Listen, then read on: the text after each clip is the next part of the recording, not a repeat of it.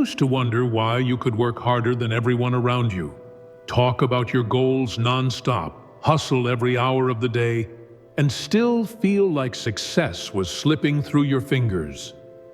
You think you're being ambitious, driven, strategic, but here's what's really happening. You are broadcasting your inadequacy to everyone around you, and success can smell your desperation from a mile away. Your obsession with success isn't really about achievement. It's about the shadow of unworthiness you're desperately trying to outrun. Erich Fromm putted it perfectly. Man's main task in life is to give birth to himself. But when your drive for success comes from proving your worth, you're not becoming yourself. You're performing for approval. Every desperate action, every forced connection, every grinding post on social media isn't attracting success. It's revealing that you're chasing an image, not building an identity. If you can handle the discomfort of seeing how you've been sabotaging yourself, everything changes. And by the end of this video, you'll discover a shift so simple and so counterintuitive that it can make success start chasing you. Let me destroy some comfortable myths about ambition and achievement. You've been told that wanting success badly enough is half the battle, that persistence and hunger are virtues, that fake it till you make it is sound advice. But it's a complete psychological nonsense. What you call ambition, others recognize as compensatory behavior. What you think is drive, successful people see as emotional neediness. You're not pursuing success. You're fleeing from your own sense of inadequacy, and everyone can see it, except you. Jung identified this pattern in what he called the persona, the mask we wear to hide our perceived deficiencies. As Jung observed, the persona is a kind of mask, designed on the one hand to make a definite impression upon others, and on the other to conceal the true nature of the individual. And this is exactly what's happening when you craft your LinkedIn posts, attend networking events, or drop achievements into casual conversation. Your success-chasing behavior isn't about the goal. It's about proving to yourself and others that you're worthy. But here's the disturbing truth. Worthiness can't be earned through achievement. It can only be projected onto achievement by someone who already believes they deserve success. The people who achieve effortlessly don't need success to feel valuable. They pursue opportunities because they're interesting, not because they're desperate for validation. And that energetic difference between exploring from fullness versus grasping from emptiness is what separates those who attract success from those who repel it. But this is just the surface.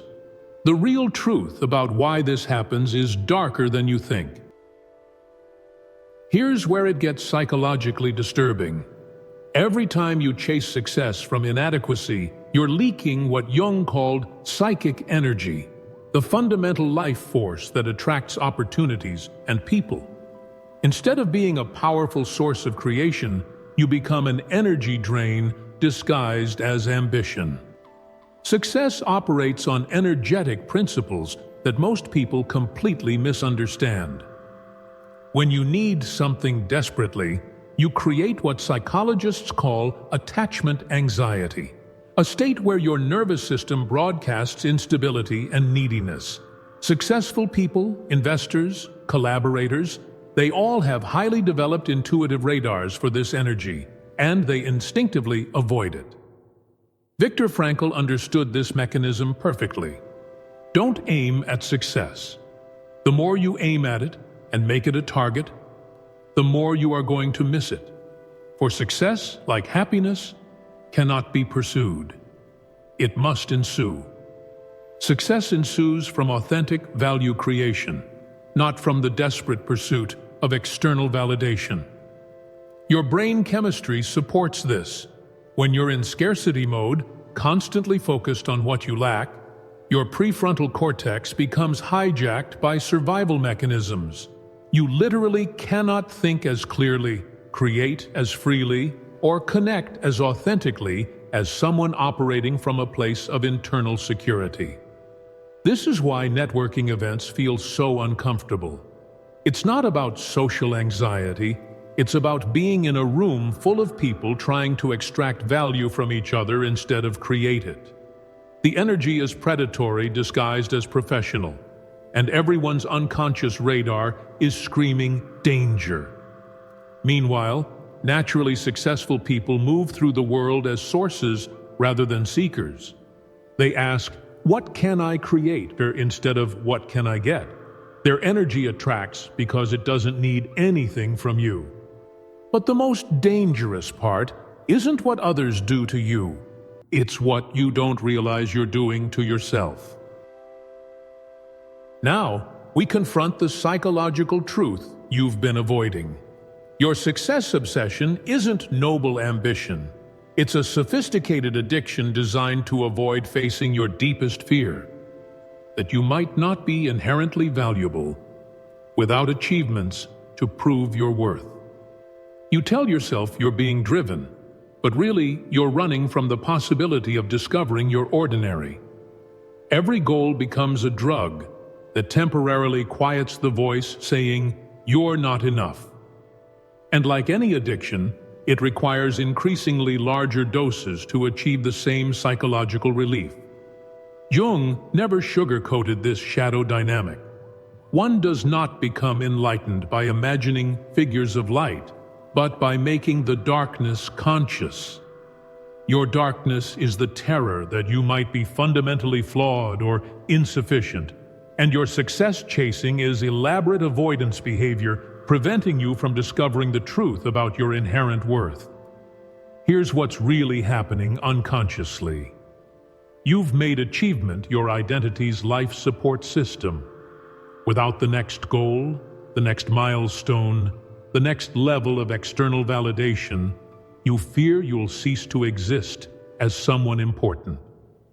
So you stay perpetually in pursuit, never allowing yourself to arrive, because arrival would mean facing the question, who am I when I'm not becoming something better?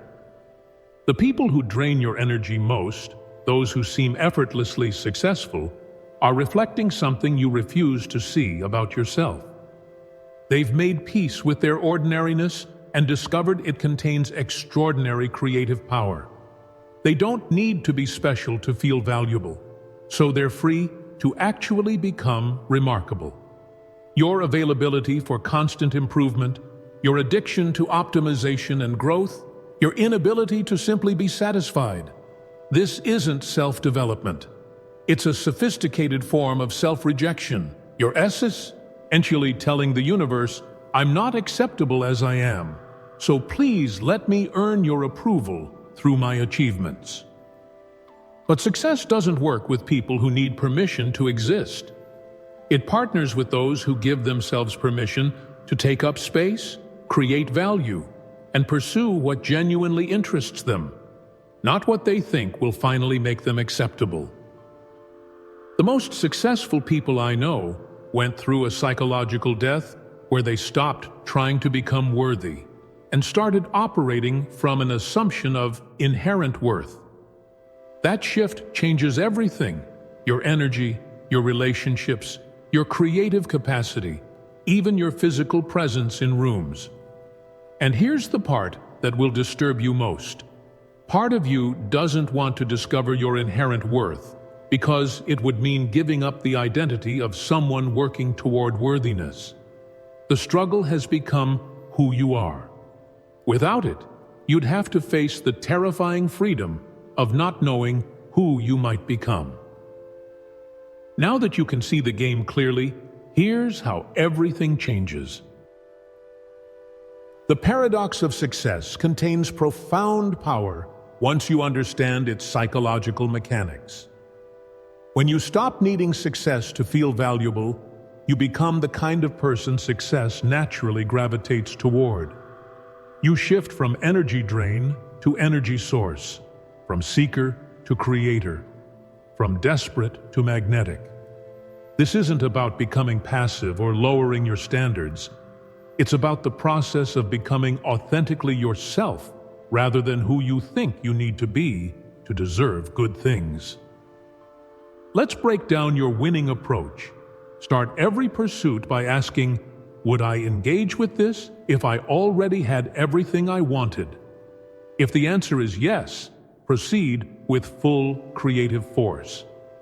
If the answer is no, you're about to engage in compensatory behavior that will repel what you're actually seeking. Success from authenticity feels completely different energetically. You pursue opportunities because they're expressions of your natural interests and capabilities, not because you need them to prove something. That shift in motivation changes everything: your confidence, your creative output, your ability to take risks, even how others perceive and respond to you. The fear, of course, is that if you stop desperately pursuing success, you'll become mediocre or lose your edge. But look around at the most successful people in any field. They're not desperate. They're explorers following genuine curiosity and passion.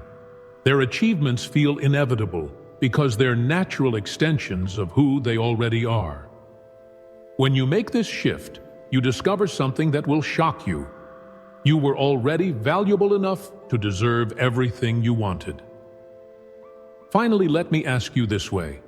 If you already knew you were valuable, without proving anything, what would you go after? Who would you be if you stopped trying to earn your worth and just started creating from it? This draws a clear line between two types of people: those still chasing approval through achievement, and those ready to build from a place of inherent value. Which one are you? Drop a comment.